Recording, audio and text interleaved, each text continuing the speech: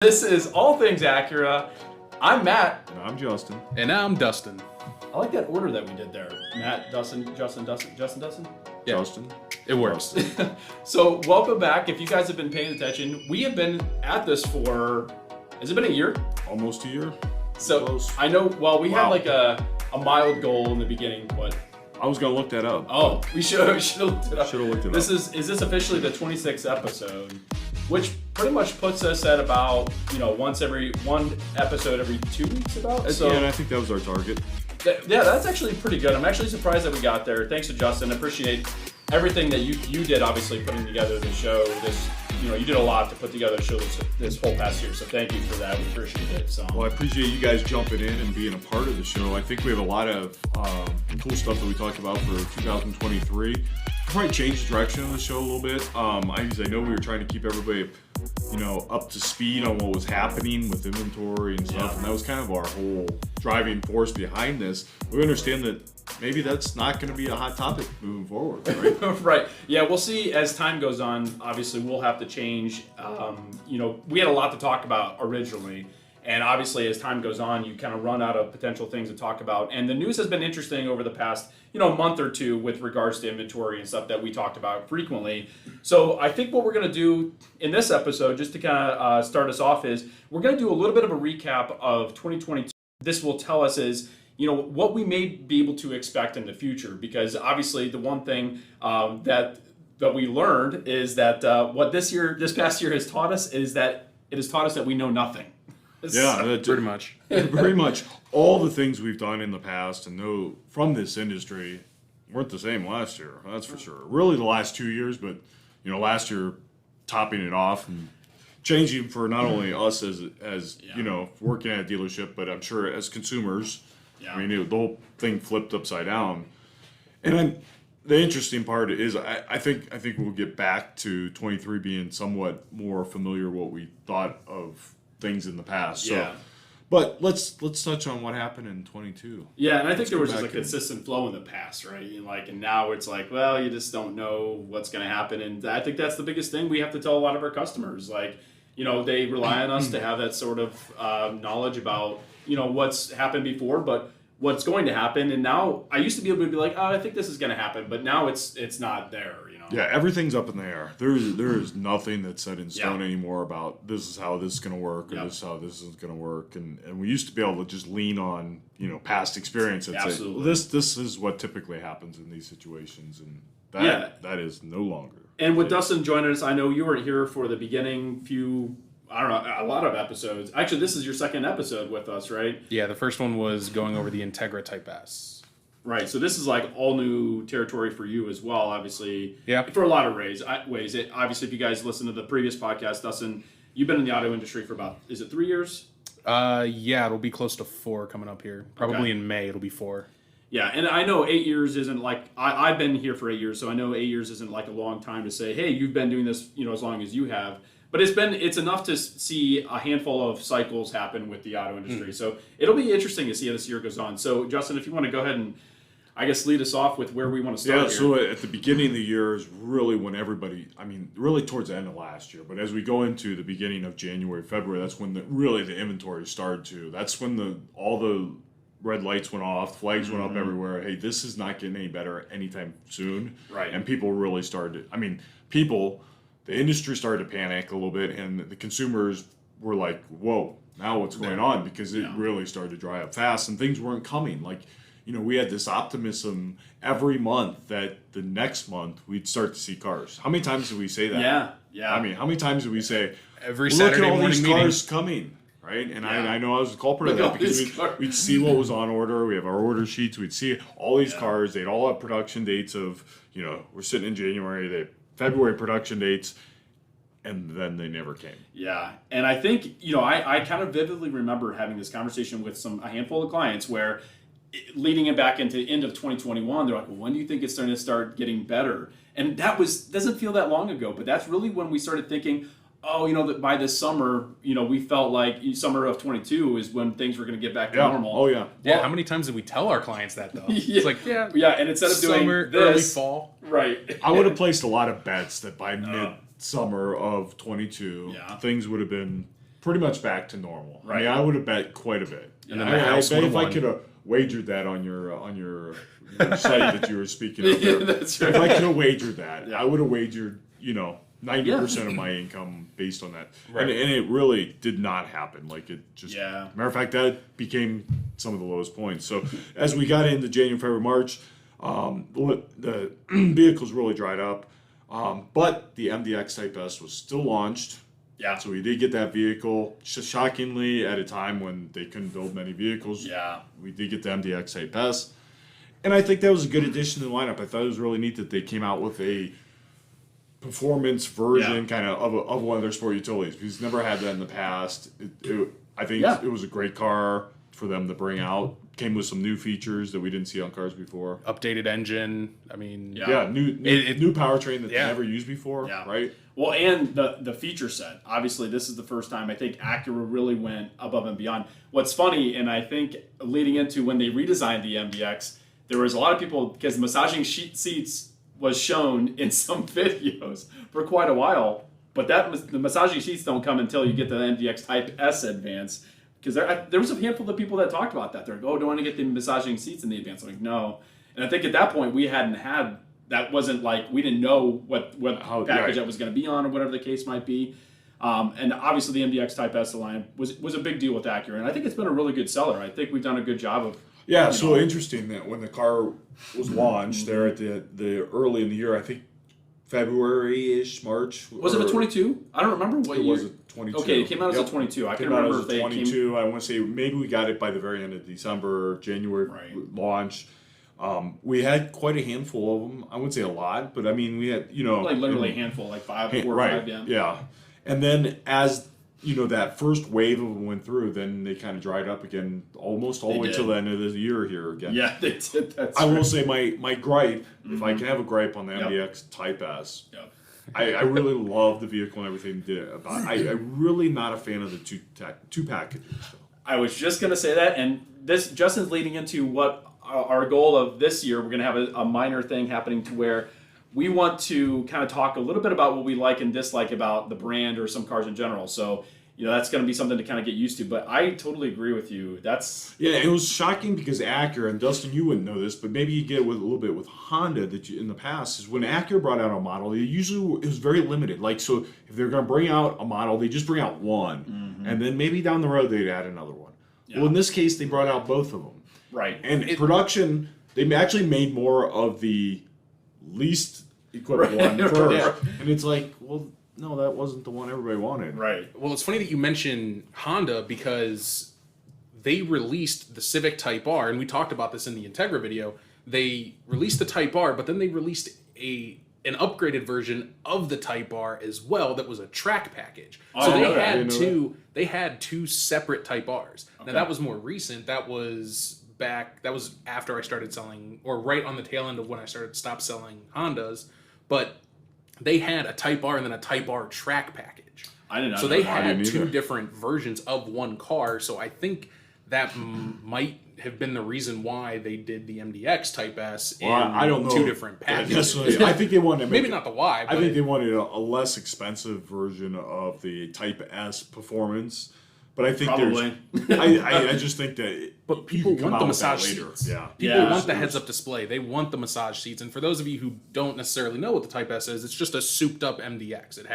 It is the Type S Advance is the most fully loaded MDX that you can get. Mm-hmm. It has all the features and an upgraded engine. The Type S is a little bit of a lower version of that with a few less features, but you still get the engine and the transmission. And the air ride suspension. And the air ride suspension. Is a big thing. But when a car like that first gets launched, and like kind of to your point, I think most people who are buying that car want all the stuff right away, right? And that's kind of typically what we see throughout over the years. We've seen people say, okay, well, if you're going to launch the car, like when the MDX came out, Advanced package was kind of popular at first, just the regular Advanced package. So why have this other one that for $6-7 grand more, you get all of this stuff? At that point, it's almost $69,000 now for the MDX Type S tech package or the MDX Type S, and then you spend $6-7 grand more and you get all this stuff. I mean, I think that's worth. You're already spending $70 grand. I mean, you might as well buy all and I of think it, given the circumstances that you only had limited production availability, you only could build so many of these cars. That's a good point. Why even bother building a less expensive version of that at all? Now, there could be people out there that said, hey, I wanted that car, but I know we had very low demand for that. I mean, people bought them because we had them because there's so few of them. Yeah. But it wasn't because that's real. I mean, I would say almost every one of those people would have went to the advanced trim level if we had that available. Yeah, I agree. And that's like some of the stuff, and we'll kind of get more into that. But those are like some of the little things that we're talking about with what we like or dislike about the brand. We like Acura as a whole, but obviously we like to point out some of the things we think they could do a better job of, just because we're consumers as well. We want them to put the best foot forward as well on that stuff. So that was pretty much January, February, March. Yeah. Obviously. So then, as we roll in the second quarter, in the April, May, and June, this is where the whole industry. Well, that's the prime start of really the selling season, so to speak. Sure. And I know that's probably more tailored to the Northwest, but I think that happens around most of the United States. As the weather starts to warm up, starts to get nicer out, people start to get the fever of I want to be out and to buy a car. I don't want to buy a car when it's ugly. So that's when things really started to become a reality. Hey, there's no cars, no inventory, and people want to buy them, right? Yeah, and I know you didn't highlight it here, but used car prices, they did. That was the beginning of that increase. That craziness out there, and I know even in our podcast with all the comments and stuff about dealers charging so much for cars, the used car prices were driven up because of such low inventory of new cars that drove up the price of these used cars. And we saw used car prices, just going haywire. We saw cars that were 3 years old being sold more than they were new. It was just ridiculous. More than the MSRP of like a one you can buy now. So it was interesting. And obviously that's simple supply and demand. However, I don't know, as we say looking back on 22, I don't know that we'll see that again in our lifetime. I mean, that's the first time I ever saw it in my entire career in the business. I don't know that we'll see it again in the next 20, 30, 40 years. Who knows? Well, barring another, obviously, global catastrophe, basically. I mean, those are the things that throw the wrench into the plans. And I think that's just going back to us not knowing anything. That's a big piece of that. You just don't know what's going to happen at any given time. And, when it comes to car buying, everyone's trying to look for, like, the right time to buy. Well, there's still a lot of people that bought during this time, too, for what was available. So there's never, like, a right time to, like, say, hey, here's what I want to do now. And anyway, I don't want to get off the tangent there. Well, but you bring up a good point, Matt, because a lot of people, even throughout the year, always said, well, I'm going to wait to see if things go down. Yeah. Well, I will say that waiting might not always been the cheapest thing to do, because look at the price increases we've got on some of these cars. I mean, you use any particular one as an example. Let's use the MDX as an example here. I don't know off top. I don't know the exact math, but if you go back to a 22 model back in January compared to a 23 model now. Yeah. It's a couple, $2,000-$3,000. I was gonna say it's about. I'm just thinking in my head. More. I think it's about $3,000 or so. Just from price increases, year change. Yeah. And it might not seem like a lot, but waiting obviously didn't make that car become less expensive. Yeah. Absolutely. And I know you don't it's funny because going back in my mind when I first started, like a 15 or whatever MDX advanced package was like $56,000, which I know it sounds weird that I'm like speaking of that, because I know but that's what I'm saying. It happened in such a short amount of time that we saw these drastic increases, and I know we're going to talk about some point the price increases and stuff like that. We'll get into that I think later, but that's a part of what happened during this time. Is obviously the good part was that people got more for their trades, their car. Yeah, it doesn't necessarily mean it was a more expensive time to buy a car, and I think that's what some people misunderstood about kind of what was happening, because given the scenario, it was a fantastic time for people to buy cars, even if you paid a little bit more for the new car. And I guess we could touch about that elephant in the room. Yeah. We weren't part of the dealers that were charging the additional markup over MSRP. Yeah. And I know there was a ton of dealers out there doing it. We've seen it. We heard it. You guys yelled at us all the time because that's what they were charging.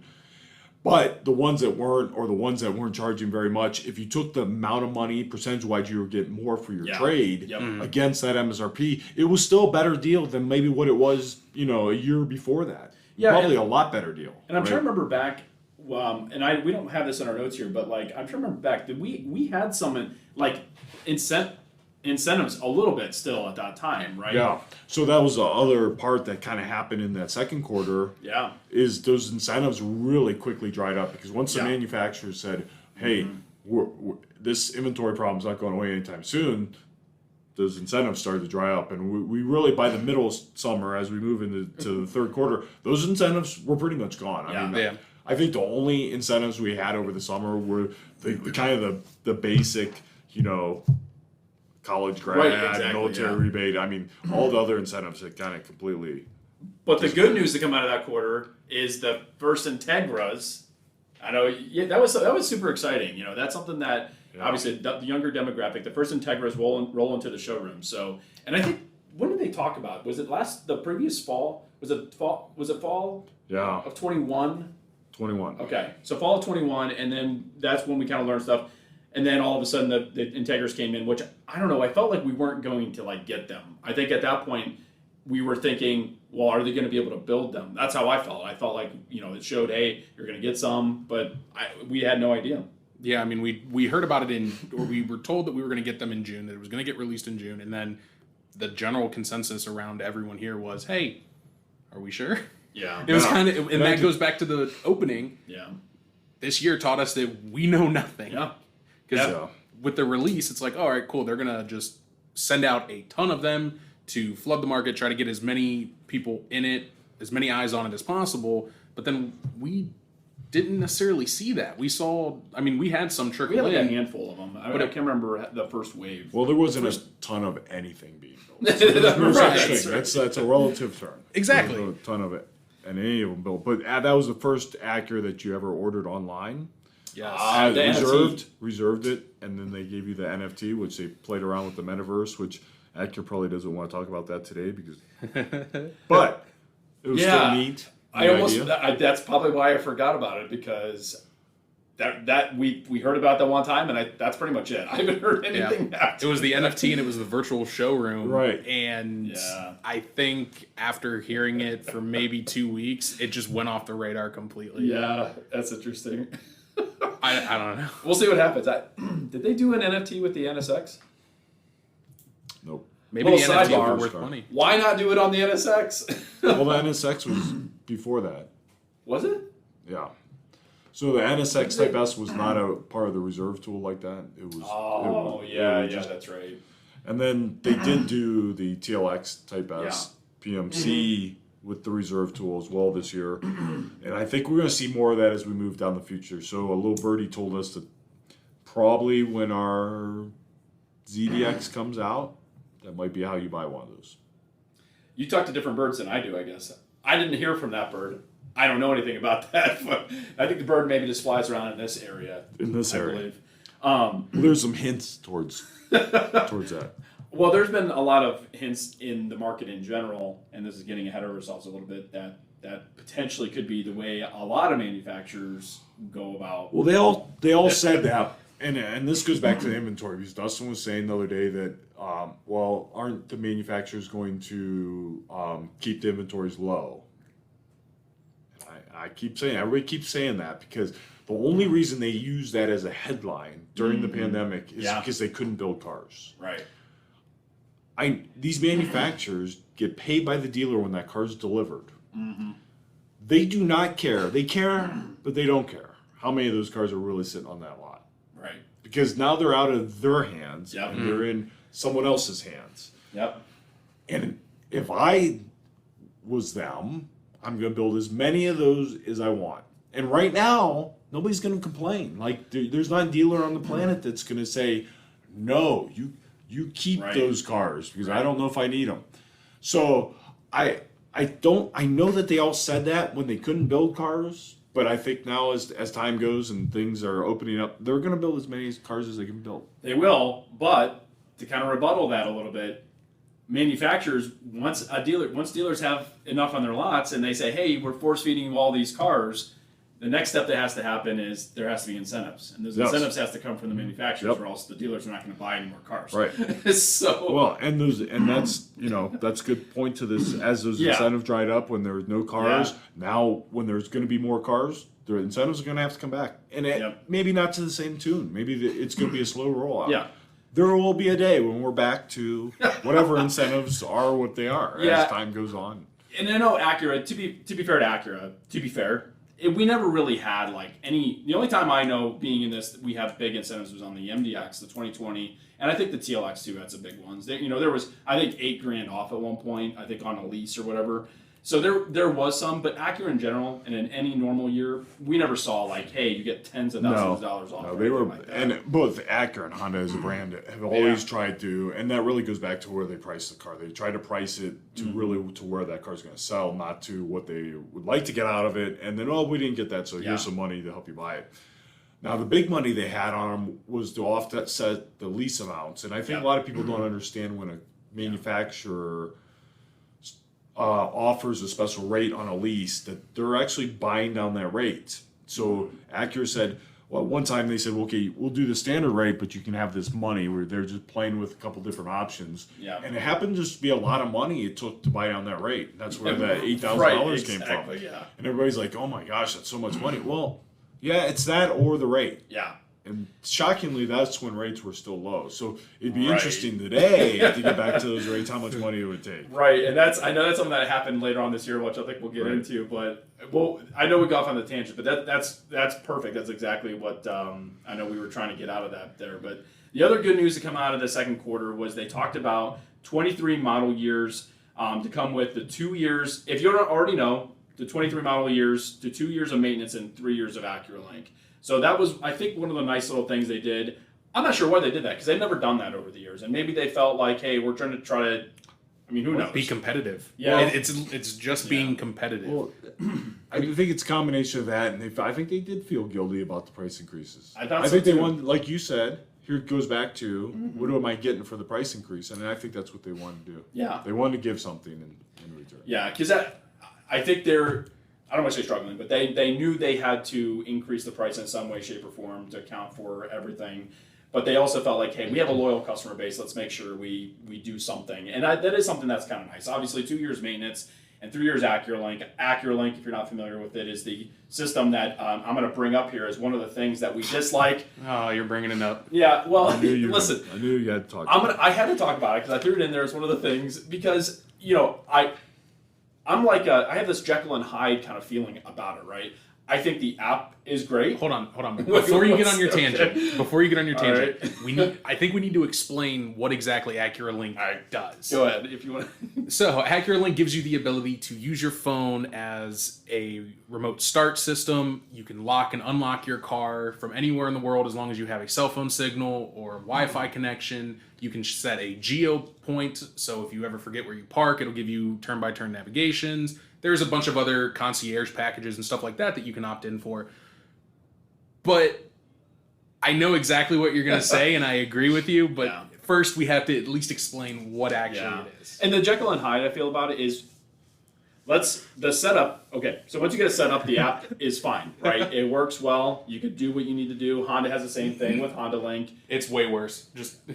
Well, I have it on my Honda, but it works just fine for me. I have no problems with it. But the setup, Acura, if you're listening, and maybe you are, the setup has to be easier. Thank you for the 3 years. I'm not going to, once you guys will turn around and be like, no more 3 years, throwing that out the window. Matt's talking smack about AcuraLink. We're just going to yank it.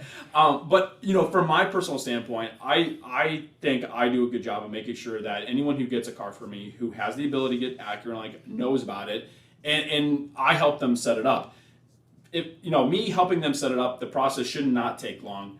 If I timed it or made a video about it, I would say it takes 20 to 25 minutes from very beginning to end. That's generous. Well, maybe so. But, if I really only focus on that, and I think, there's also a lot of times when we're delivering a car, and I'll get off my tangent in a minute, but there's a lot of times we're delivering a car where, people take the car, it's after hours, or, maybe it's late, and we've already talked about all that stuff, and they're like, oh, I'll do it on my own.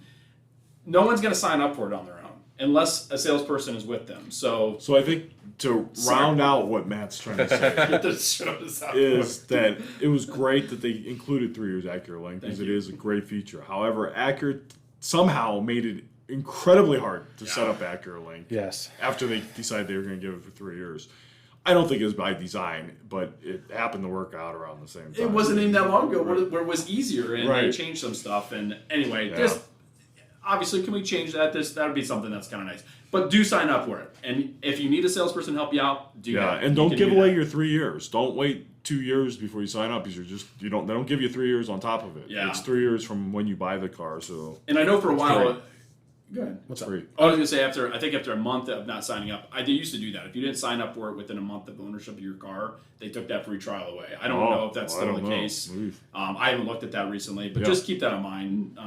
To sum it up, AccuRelink has pros and cons to it. Yep. It's a very useful feature, especially with now. This can kind of talk about something else. Manufacturers are kind of slowly starting to phase out the remote start system in their key fobs. And switch over to those apps. That's a good point. So I think that what's going to happen is it's going to get more intuitive. It's going to get easier. I think with the 3-year of AccuRelink trial, I think what happened was there was a massive influx of people trying to do it now. So maybe it kind of affected the app and the setup that way. But I think I'm hopeful it will go back to being very good to set up and then everyone can just enjoy it. Yeah. But I don't know. And then into the third quarter we went, where I think this is where we really realized that, things were really goofy, right? Dealers charging way over MSRP. That was a common question we got when people will call in, like, It was almost like the first thing they asked. yeah, like, what are you charging? And the question wasn't what, like in the past, where, like, hey, what kind of price can you do for me? It was, what are you charging? Meaning, are you charging over MSRP? Are there any add-ons, things like that? So that's where dealers, I know you put the quote down of going off the rails. That's where that really started.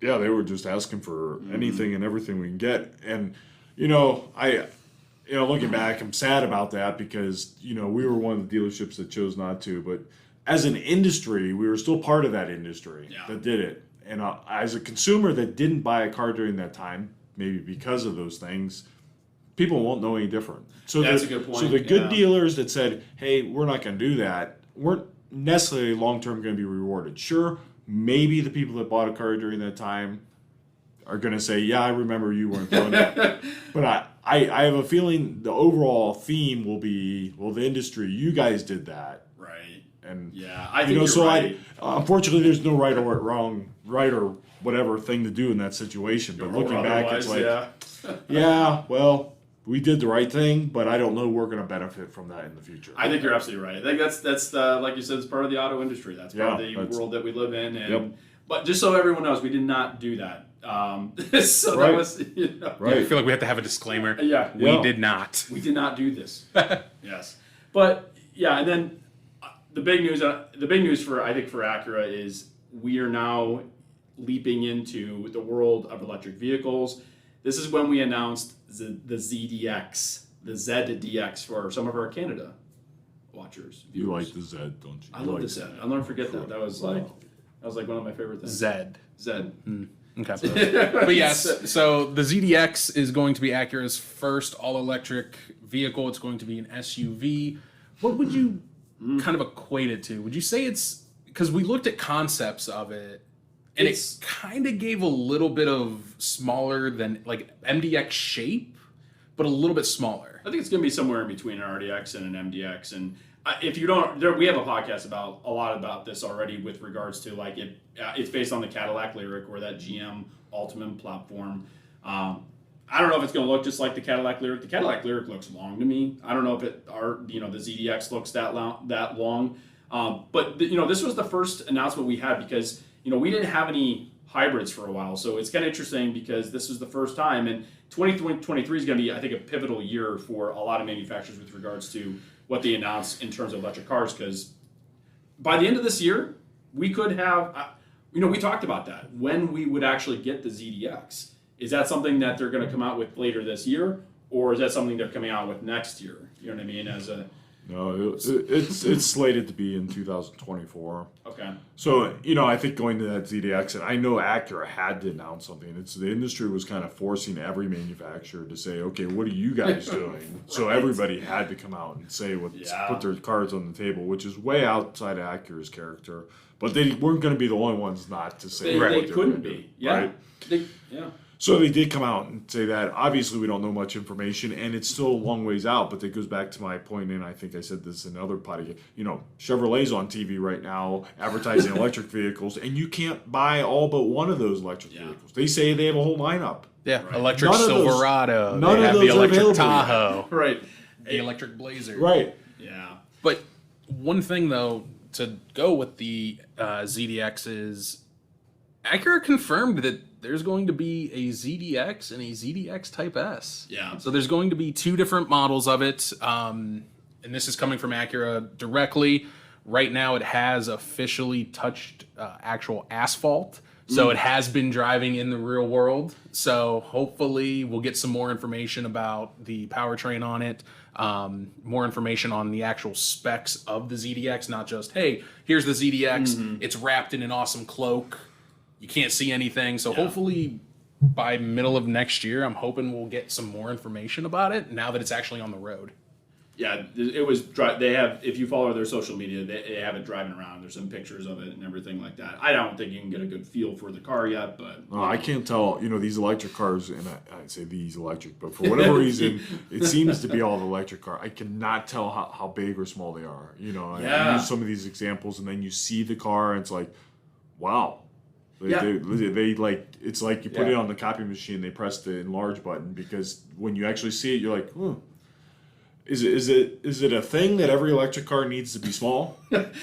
I mean, I know that they shouldn't be big, but that I mean, the same with the ZDX. Look at the Mach-E. It is a small vehicle. The Tesla, for example, right? They have a ton of electric vehicles. They're all really small vehicles. They're not. Yeah, they're not like an MDX or bigger size, like a Tahoe or something. Like this, we have a Subaru store here, and the Subaru Solstice. Did you see it over there? Yeah, well, that's part of put it on my list of real ones I've seen, and it's like it looks like a pretty good sized car, and then you see it in real life, and it's like, I mean. Yeah, like someone put it in the dryer. What happened? And I'm kind of wondering if that same effect. I felt that same way, and I'm like, look at the ZDX. I'm like, maybe it's just gonna be like. Maybe it's going to be the size of an Integra, just like an SUV form or something. Well, I would have thought, I was all over the fact that it was going to be, an MD, a little bit smaller than an MDX. I don't know that that's the case. It could be smaller than an RDX. Justin, you know nothing. Okay. Well, we can go back to that. Go back to the top. Mantra 22 taught us we know nothing. We know nothing. So turn off the podcast. You don't have to watch it anymore. It's all over. Another thing that happened, kind of transitioning out of the ZDX here, the TLX Type S PMC got announced. Yeah, and we're done ordering it now. It's done. By the way, so don't go on the website. And so if you missed that, we're just telling you it happened. But that was, and it kind of started with the whole reserve tool thing. That was when that started with the Integra, and like you said, as time goes on, if the birds are telling you the ZDX might be that way, or other cars in the future, who knows? But that's, how do you feel that went off? Did you feel like they did a good job with that? Well, I mean, obviously they sold out of all the offerings. I do. It was my favorite car, and I think it's the same with the NSX. That they kind of sold short how many of those they could have sold. Totally. And I know they want it to be limited. I get it. But 500's limited too. 600's limited. 1,000 units are limited. Right. It's limited. Right? Yeah. Exactly. But give it a go. Like, give it a shot for people to buy. Totally. 3 colors, 100 each. I mean, that's one per dealer. Right. That's one per dealer. Yeah, and I think we might have been able to sell at least 2 or 3. Right. I mean, how many phone calls did we get on it? It's like a few per state. Like that's not many cars. Like there's limited, and then there's less than none. It is hand built. I'm not making an excuse for that, but that is, I think, maybe a part of it. Well, I think that's what makes it. I like this PMC better than I like almost any of the other PMCs, because it's on a performance car kind of platform, being the TLX Type S, so it has some performance to it. It has obviously the custom paint that you get with the PMC. It's hand built, it just has a lot of things going for it compared to the other ones were a paint job, right? Right. That were hand built, which it makes them. They were a great car, Yeah. but this one had so much more going for it, right? Yeah. And they made more NSXs, by the way. Yeah, and they made more NSXs than they made. That more of a consumer, cost-effective car. I get it that they limited capacity to be able to build these hand build, but it was one car I was like, gosh, they could have just done so much more of that. I don't know that we probably will never see one. I mean, we didn't have anybody order one. I was going to ask you because I never saw that. So. And so we'll never see it. As an Acura dealer and, better size than most, Yeah. might never see one of those cars. Right. That's that kind of blows my disappointing. mind a little bit. Yeah. A little bit disappointing to me. Yeah, that is one of the things we didn't like, right? Yeah. It's that. It's a gripe. Yeah, it is a gripe. This year obviously was unique in that way. So I think some of our gripes, I'm not sure if maybe some are warranted, maybe some are not. But I agree with you is that, if they had the capacity, and maybe that was part of it. I don't know. I mean, I felt like they could have done a better job as far as, making a little bit more or making that more available. Well, they could have made some available as a reserve for those customers and some go to the dealers. And I get it. I think they were trying to avoid the dealers charge whatever they want, markup, blah, blah, blah. Maybe that was it. I don't know. But I don't know how that stops them. It didn't stop them on the NSX. Yeah. Found that out. That people were charging, double price for the car or whatever and didn't matter. So, that tool's not going to avoid those type of scenarios. Right. So. Yeah, no, I agree. Yeah. And then as we go into the fourth quarter, which just happened, we just went through it. This was kind of nearing the chip shortage ending, right? Because that was something that we experienced the entire year was the chip shortage. Did it end? Well, I don't know because my dad is telling me the other day that there's now a surplus of chips, but now I don't know, and I did find an article that said that I can't really read I have much it pulled from up. it, but you have it pulled up. Yeah, I mean, I have it pulled up right now. This is from Business Insider. Yeah. And it's talking about that the chip shortage is pretty much done, destroying the auto industry. Here's where it'll be confusing for people though. Yeah. Because there's still going to be some limited supply of cars. Yes. Now I'm not saying that there won't be any cars, but let's use an advanced package RDX for an example. Yeah. I mean, I think our next one's being built. If you came to me today, it might not be till April, May. Yeah. You say, really? Yeah. 5-6 months? I thought there were chips. Right. Exactly. Right. And So there's all kinds of other supplier problems still. there are. Chips aren't necessarily the reason that cars Right. were not able to get built. And throughout this year, we also kind of ran into labor problems as Yeah, well. absolutely. So Yep. everyone kind of focusing on just the chips. That's just one factor, one variable of all of this. Well, Because a car is more than just a chip. yeah, and I think it So- was an easy place for Yeah. the manufacturers to hang their hat. And after a while, people understood it, right? And it took a long time to get the message out what was happening. And after they did, they weren't going to go from that and say, "Oh gosh, look, guys, we got chips now, but we can't get the rubber cushion that goes under the seat post so the seat Right. doesn't fall out, right?" So it's too hard to explain all those things, right? So they just stay with, well, we have chip issues, right?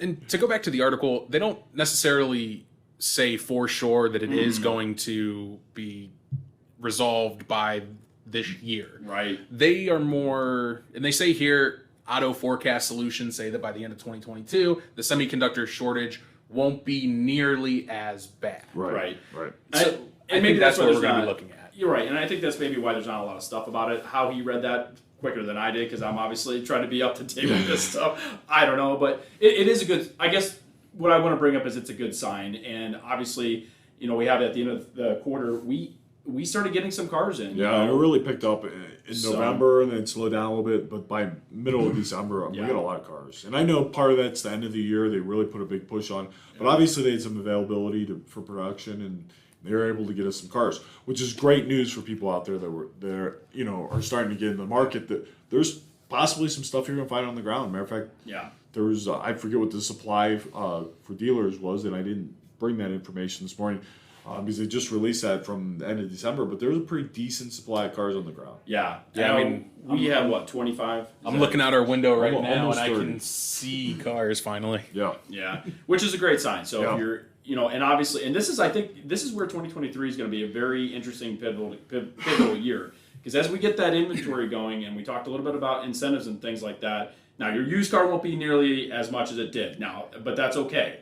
But if should we talk about the flip side of that? Like, What's that? should we talk about that a little bit? Well, I think obviously rates are a big deal, but incentives from manufacturers, if we start to see that inventory pickup, hopefully we do see, and again, they're not going to be massive incentives, but there's going to be definitely more of an incentive to buy a car potentially throughout this whole year, next year. I agree. And hopefully that's a sign of things to come. And I think that's one thing that, we learned is that, people are still going to buy cars in time. We sold plenty of cars. Like, people are still going to buy cars in times when, I've read a million things that said, I don't want to say don't buy a car right now, but saying, hey, now is not the best time to buy a car. And people still did. Well, but see, it goes back to you can't, if you listen to all that, you might miss out on the opportunity. Hey, we talk about the price increase, but the other thing that happened just recently, the last quarter, is how much the rates went up, right? Yeah. So now you have price increase and the rates more than doubled, right? Right. So if someone told you to wait and you waited, well, now it's going to cost you more. Yeah. Because if you needed a car back then, now you need a car more than you did then, and it's going to cost you Plus, more. on top of that, we have to address that the used car market is taking a dip. Right. Well, that's the other side, right? And Dustin hit nail on the head because they had to come down. By the way, they had to come down. They were ridiculous. It's the market adjusting itself. Yeah. It's natural. It's what happens. So they had to come back in the line. I don't know that they've fallen all that they are going to fall, but they definitely need to come back to some type of resemblance of the used car is cheaper than the new one. Yeah. Yeah. And that happens naturally with the new car inventory coming in. The other interesting thing, and I know we didn't have this in anything, but I want to bring up the Carvana thing a little bit because I think a lot of these third-party places were driving up some of the prices because that was how they had to gather some of their share of the market. That's the only way they could do that. And now, obviously, if you're paying attention, Carvana is, they're not dying, but they're not doing very well. And I would say they're on life support. Yeah. I mean, they really are. Way to put it. And it's interesting, they're the place that drove those prices. I mean, they really did drive the industry used car prices to the max because they had to pay more than everybody else. So they just kept paying more and more and more and more until they got the car. Well, and then they were also trying to sell those cars. They weren't doing it for free, so they were trying to mark them up, and then they're charging more and more and more and more. Right. And not to say that was the only thing, but they were forcing the dealers to try to put more money in the cars than what they would have normally liked to do. And now look at it; they have nothing to show for it. At the end of the day, they're on the brink of bankruptcy. Yeah, and they can't even do business in like 3 states at this point. And it's not so much. This isn't so much to hate on any specific company, but it's to kind of give you an idea of what happened with what's happening. Why we're now seeing a little bit more of a downturn. It are all of those reasons. So. Obviously 2022, I think there's a lot of it that we'd like to put, in our back pocket, call it a day, and move on with 2023. I'm excited about 2023. Obviously, Acura has a lot going. Let's get back to Acura only. We have a lot going for us. We have the Integra Type S that's coming. Super exciting. I don't know if we even talked about that, but yeah, the Integra Type S. That was part of the fourth quarter. Yeah. Did we already? I don't know if we already mentioned that a little bit ago, but yeah, that was a big deal. There's a ton of excitement surrounding that car. I know we've already talked to a lot of people about it. So that's a super exciting thing. And then obviously, as we keep going on, we have the electric car announcement. So I think 2023 is going to be a very pivotal year for Acura in terms of, the brand, where we go from there. But I'm excited about 2023, what that's going to look like. Yeah, and I feel like, to your point, I think we will start to see some incentives with rates going up. The manufacturers are going to come out with some incentives to help, get a little bit better rates. Yeah. When that's going to be, I don't know. Don't quote me on it, but they're going to help people try to buy cars. Is today the 4th? Okay, I haven't looked at the new incentives. So, interesting, they didn't change a whole lot. So we didn't even go into that. We can talk about that soon. We'll bring that up and talk. One of the frustrating things that happened with terms of pricing throughout the year was that we didn't know when those price changes were coming. So when you sold a car, you tried to give someone an idea or a good present what the price was going to be on the vehicle, and that was subject to change. There's nothing set in stone, nothing locked in. Didn't matter.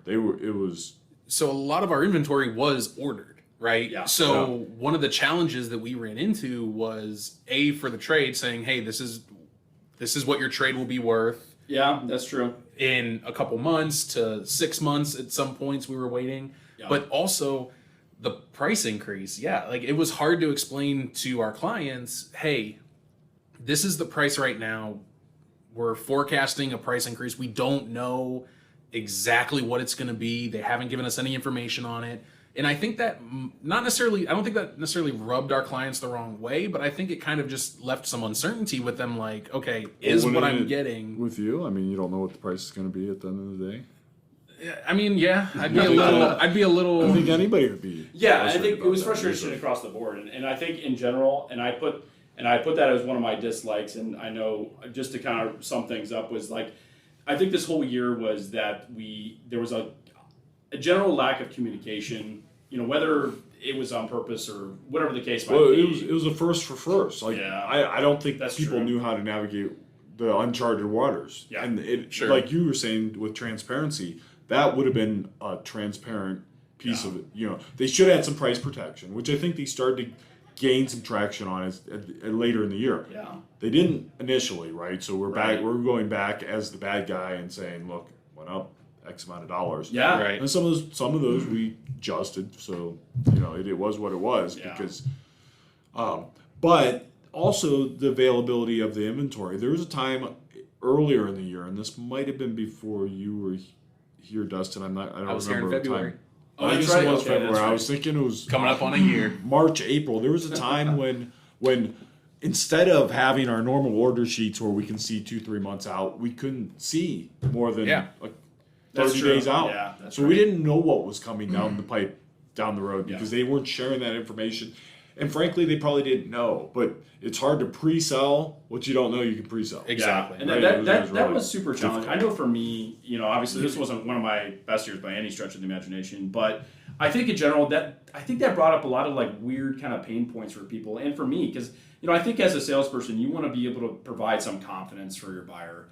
You want to say, hey, here's what it is. But when you're like, and the only reason you're kind of being wishy-washy about it is because I don't know, and I don't want to. And as for me, we don't want to overpromise and underdeliver. Right, we wanted to sell cars that we could actually see in the order bank that we had a good feeling that they were coming, right, or a good idea that they were coming. And it's easy for people to say, well, can't you just order, whatever? Well, there was a lot of whatevers that never got built. I used a gentleman that was just in the other day with a advanced TLX.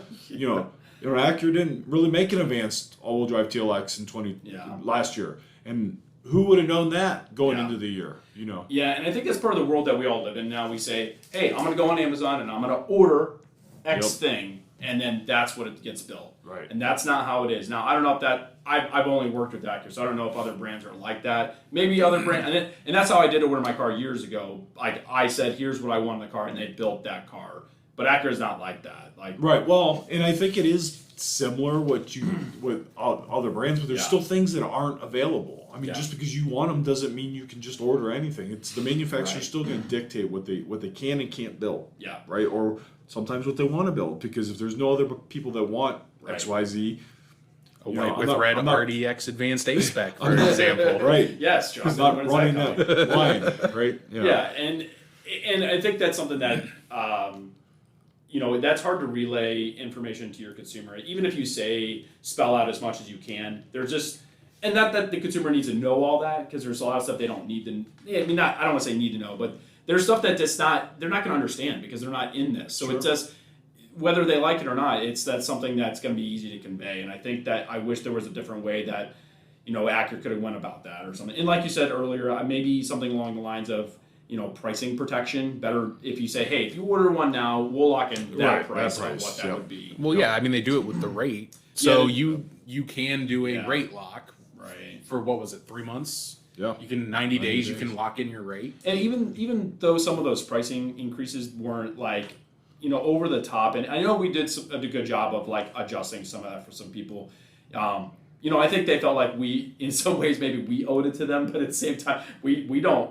It doesn't it doesn't help us. Right. We still have to buy the car for the same amount. Right. So, it is what it is, I guess. So, wrapping up.